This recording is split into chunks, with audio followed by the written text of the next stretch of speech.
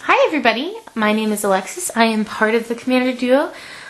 Sorry it's taken me so long to finally film a video, but you know, life happens, so here we are. I'm going to film a deck review on my Kaalia the Vast deck.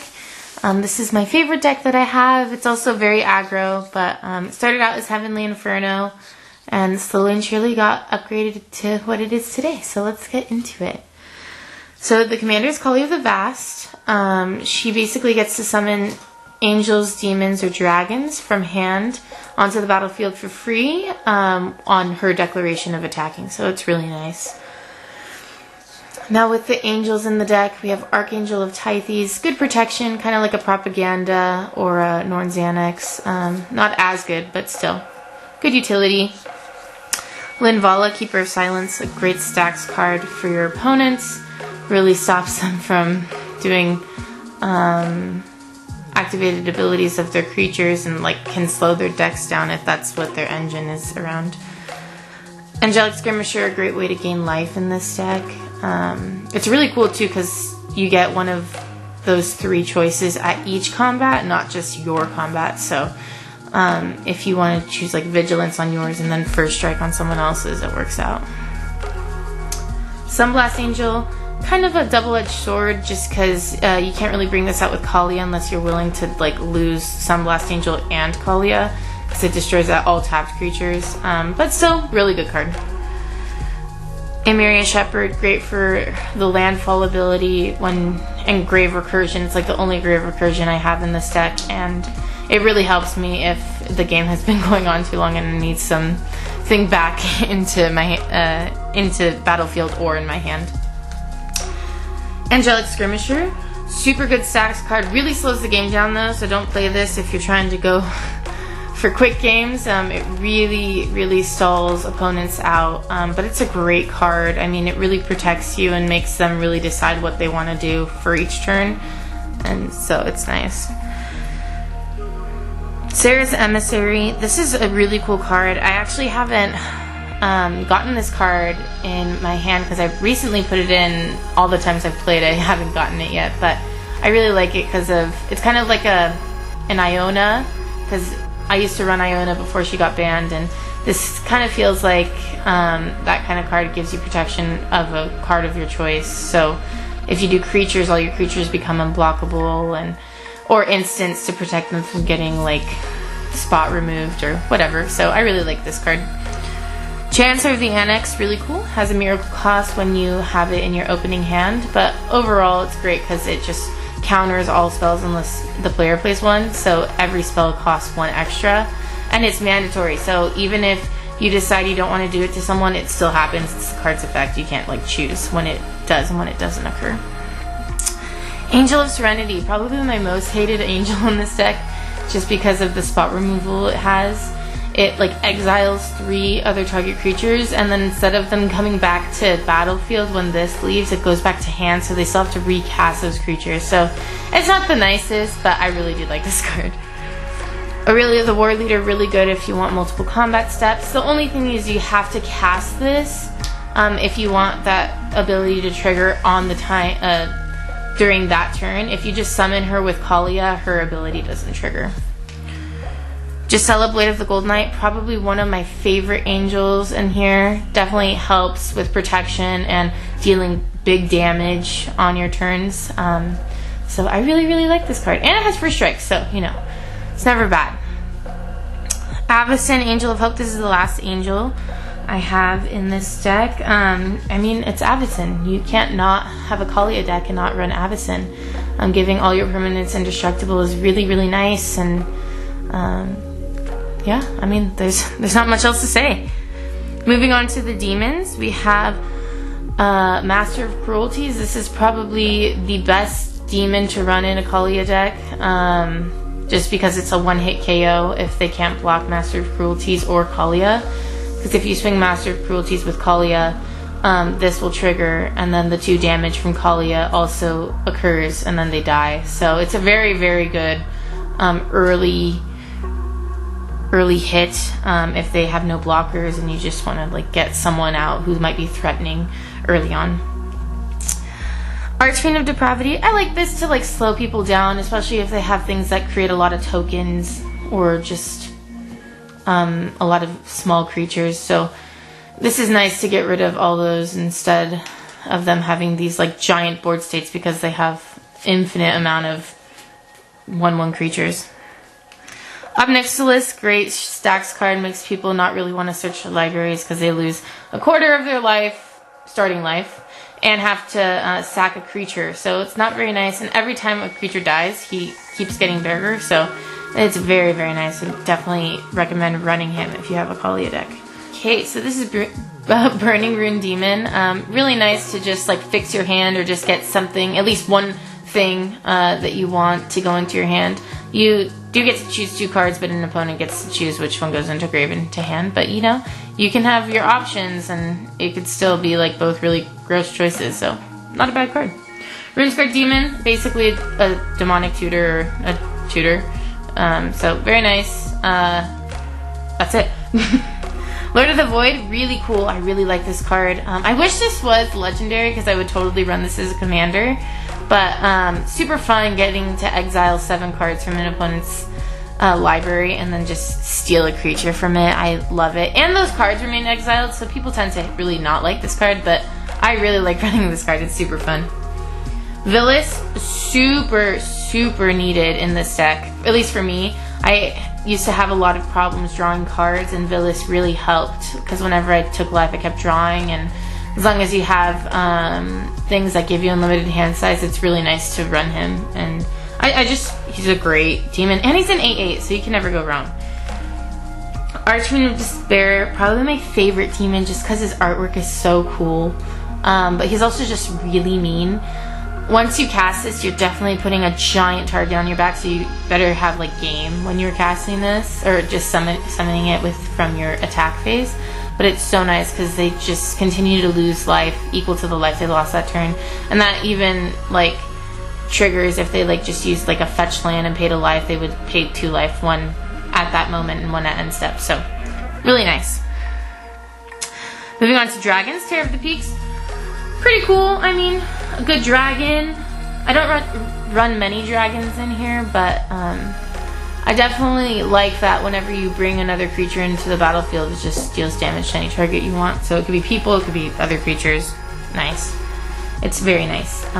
Hellkite Tyrant, really good for stealing artifacts, especially for people who run artifact heavy decks. I run into that a lot when I play against people, so that's why I mainly run this guy. His second ability is really hard to get off, but if you get it, props to you. It's definitely not easy getting 20 artifacts in a game. Drakuseth, Maw of Flames. This is also one of those things like Aurelia, the War Leader, where you have to summon it and then its ability will trigger. You can't just like use Kaalia's ability and have its ability trigger. It has to be a declared attacker for it in order for it to trigger. So just keep that in mind. But it is a 7/7, so it's not bad. Balefire Dragon. Oh, I love the artwork on this too. Really nice. I just wish he had trample, but you know, it's okay. The fact that he still does 6 damage if he deals damage to a creature to all that creature's players is pretty gross. It can basically like board wipe most boards because not many creatures are higher than 6, so it's pretty nice. These are creatures that aren't a dragon, angel, or a demon, so but a Grand Abolisher should definitely be run. Gives you a lot of protection during your turn.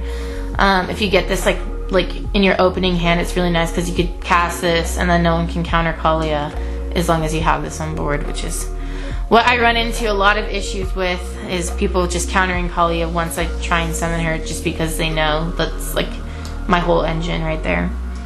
Opposition Agent, really good for people who search their decks a lot or searching for a win con, just dropping this and taking their win con. It's very nice. And if this ends up leaving, the cards still remain exiled and they can't get them back. So it's pretty nice. Now, this is the one Planeswalker I run in this deck, Soren Markov. I just think he's great. His -3 is amazing, especially for people who gain lots of life. And then the -7 is also really, really cool. So if you want to run a Planeswalker, I recommend this one. Moving on to artifacts. We have Mana Crypt here. Mana Crypt is a great card. I mean, it's Mana Crypt. Then we have Soul Ring, also a great card. You should always run a Soul Ring in all commander decks, so not too bad. Just really good mana that you can get for one on your first turn. So, Thought Vessel, this is one of my maximum hand size cards, so that's why I run this in here. It also gives you one generic mana. We have 3 signets of the colored signets. Just the three color combos that I can have, and then I have my Arcane Signet, also a card you should run in all commander decks if they're 2 or more colors.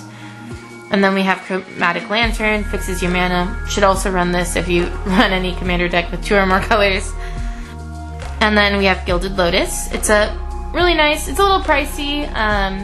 There's probably better artifacts that you can run in this instead of this, but I mean, I like it, so I still run it. Amulet of Vigor is really nice with Kaalia's ability, because when you declare her as an attacker, everything comes in not tapped, or it untaps when it comes in tapped.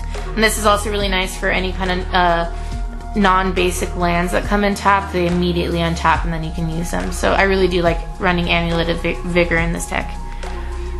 Lightning Greaves, it's just good. And then Bolas Citadel, really good card. It's not necessarily needed in this deck, but it can really make my board big and scary. And if I have Villas out, then I keep drawing cards, and it's kind of fun. And then you can do my tap, sack 10 non-land permanents, and each opponent loses 10 life. I've definitely won a game that way, so it's a good card to have. It's a little pricey with the 3 black, but it still gives you so much value that I think it's worth it to run. Moving on to enchantments, we have Authority of Consuls, really good for life gain. As you can see, you could probably see that dent right there. I don't know what happened to the card. I'm very sad about it, but it's okay. But yeah, having all opponent's creatures come in tapped and then you gain life for that, it's very nice. Next, you have Blind Obedience. It's basically like Authority of Consuls, but instead of gaining life, it also taps artifacts. And you have the Extort ability where you can just pay an extra black or white, and then each opponent loses a life and you gain that much life. So another way for life gain. It's super interesting because I always end up getting both of these cards at once. So I end up having both of them on board at the same time, more often than not. Moving on, we have Smothering Tithe. This is a great card to run in any multicolored deck that has white. It's just so good. Always run these if you are running white. Phyrexian Arena, really good for drawing. This is one of the other cards I put in when I was having like a hard time drawing cards and refilling my hand. So really good. The only problem is you do lose life. If you get this early on, it's nice, but the longer it lasts, the harder it is to maintain. So Landline of the Void, I just really like this card, and because it can just be put on the battlefield. It's a ley line, so it can just be put on the battlefield instead of casting it if it's in your opening hand. And it really stops people who have like Grave Recursion decks like Mirren or other things like that. So I do like running this. Dragon Tempest gives all my flying creatures haste, and also with the dragons it helps. I mean, I really only am running this for the haste with my flying creatures. I think I only have 3 creatures that don't fly in my deck, so definitely need this because of that. Stranglehold, this is part of the Heavenly Inferno. It came part of that deck. Really good enchantment. Big stacks card, really slows the game down for people, especially if they're trying to ramp or have extra turns. It's just so good to stop that kind of stuff. Oubliette, I hope I'm saying that right. Nice spot removal, especially great for Voltron decks because it takes out all their artifacts and enchantments with it, and it's pretty gross. So I really like this card for that reason. Unquestioned Authority, basically protection. I run this to basically put it on Kaalia so she has protection from creatures and can't be targeted by creatures. And it also gives me a draw, so pretty nice. Then Gift of Immortality, same thing, just protection for Kaalia mainly. Sometimes I'll put it on other things, but I normally put it on Kaalia, just so in case she does get targeted, she can come back and the cycle continues. Next we have Instants. So we have Pyroblast. I used to run into the issue of not having good counters in this deck. I mean, Red, white, and black don't tend to have a lot of counters. It's mainly like a blue thing, so it's hard, but I definitely wanted to get rid of some blue cards that really like mess with Kaalia and just this deck in general. So Pyroblast and Red Elemental Blast, they're exactly the same thing, it's just different cards. This one's way older, as you could tell with the white border, and then this one's a lot newer. Next we have Swords to Plowshares. Great spot removal, and same thing with Path to Exile. They're basically the same. They're 1 to exile target creature.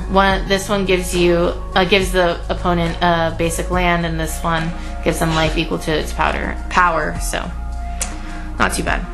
Return to Dust, really good to exile artifacts or enchantments. I only cast this on main phase because you get to do 2. If you do it on someone else's turn, you only get 1. But honestly, just wait till your turn and do it for 2. And I think it's just better that way. Crackling Doom, really good to stop people who got big creatures really fast that cost a lot and that have high power. And it deals 2 damage to each opponent, and it's like a board effect, so every opponent has to sack a creature, so it's pretty nice to slow them down or just like stall them out. Holy Day, some protection, stops, combat damage. Just good protection. Silence, also protection, kind of. More, I guess, stacks kind of too, but it really helps if you think someone's going to pop off that turn or do an infinite combo that turn. This will stop that for sure. I wish I had split second, but it doesn't, but still, it'll work. Angel's Grace, this does have split second. This is also nice if someone's trying to ping you to death, because this will not, they can't, because you can't lose the game that turn and they can't win. So very nice. It stops that infinite combos that ping you or make you lose life in a weird way, and helps you that way. Teferi's Protection, I mean, you have to run this. I mean, Teferi's is just a great protection card. So if you're running white, definitely run this card because it's super, super good. Here we have Chroma's Will, really good card. Really good if you just want to try and go for the kills and stop people from blocking your creatures, or like you're about to die to creatures, or your creatures are about to die to creatures, and you drop this, and it's very nice. I really do like this card. It also gains you life as long as you're controlling your commander. So this card's great. Vampiric Tutor, it's a tutor, so it's great. Demonic Tutor, also great because it's Demonic Tutor, and you get to search out cards you want and not show people, so it's just great. Here's Wrath of Gods. I do have a lot of board clears in this deck, and I just love the artwork on this. Same thing with Damnation. These are just, I like how they're like kind of mirrors of each other, and I also like that they have the ability where creatures can't be regenerated. I think that's really nice. Armageddon, this is definitely a mean card. Don't do this if you're not prepared to lose your lands. Kaalia's, as long as you have Kaalia on board, you're gonna be fine. Just because like you don't need lands to cast creatures as long as you have Kaalia on board, because you can just summon them with her. But it's one of those things that you don't always want to cast this, so just choose the right time to do so. Here's Merciless Eviction, like one of the best board clears because it exiles one of the 4 options you have here. I'll actually probably change this out for Farewell, which is one of the newer cards. It's basically the same cost as Merciless Eviction, but you can choose all instead of just one. And it exiles them as well, and so I might change that for this. I'm not too sure yet, but it's a really great board clear. It really gets around a lot of like issues of like hexproof or whatever, things like, or protection from, because it's just a whole board state. You're not targeting anything.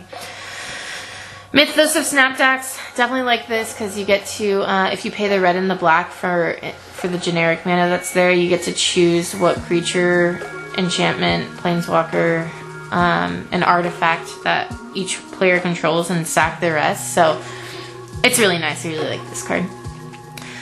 Similar, we have Cataclysm. The one thing about Cataclysm that's gross and kind of worse is that it also targets lands. So each person they only get to choose one land, and then they sack the rest of them. And then they also just lose all their planeswalkers anyways, because you sack everything at the end, and you don't just they don't get to even choose a planeswalker. So it's pretty nice. I really like this card. Really great if you have Teferis, because you can cast this and then cast Teferis after, and then you're protected, and everyone else still has to sack down to one of each card type. So pretty gross. Really like this card. Definitely mean though. Moving on to lands, we have Prismatic Vista, Command Tower. Always run a Command Tower in a Commander deck. Savai, Triome, just good. I like that these are searchable too. The Triomes are really nice. And we have Nomad Outpost, basically like a Triome, but not searchable. Reliquary Tower, another way I get maximum hand size. Then we have like the mana fixing lands. These are nice. I like these. So Rugged Prairie, Fetid Heath, and Graven Cairns. Very nice. Then we have, I think I only run one pathway, the black-red one, but I should probably run all of them. I just don't. Then we have the conditional lands that come in tapped or untapped based on a condition. So this is based if you control a mountain or plains. Definitely like these. So Clifftop Retreat, Isolated Chapel, and Dragon Skull Summit.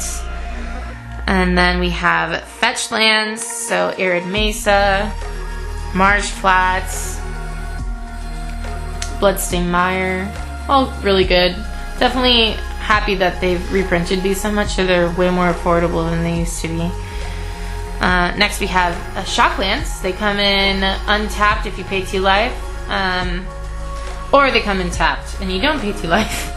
But with Amulet of Vigor, they come in untapped. They come in tapped and then untapped. So run Amulet of Vigor.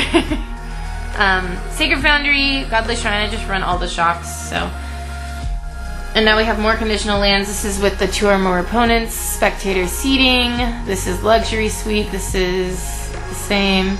And then we run to the newer ones. I think these are from Midnight Hunt, but I'm not too sure. These are the ones if you control 2 or more other lands. So Sundown Pass, Shattered Sanctum, and Haunted Ridge. I really like the artwork that they did for these. They're really, really pretty. Lastly, I have my dual lands. These are obviously proxies. Our real dual lands are put away in a safe, secure spot just because we want them to stay in as good of a condition as it can be. But I do own all these dual lands. So Scrubland, Plateau, and Badlands. Really nice. If you can get your hands on dual lands, definitely do it because they're very nice. I don't run many basic lands, but I do run 2 mountains, 2 plains, and a swamp. I'll probably eventually just switch all these out for more non-basics, like more pathways and other conditional lands that come in tapped or untapped based if you meet the condition. And then I'll probably take out Prismatic Vista because Prismatic Vista is only good if you are running basic lands. And that's it. That's my Kaalia deck. It's definitely not the nicest deck, but it's really good. I would rate it probably like a 8 on power level, just because of how many big creatures are in here and how quickly this can build up.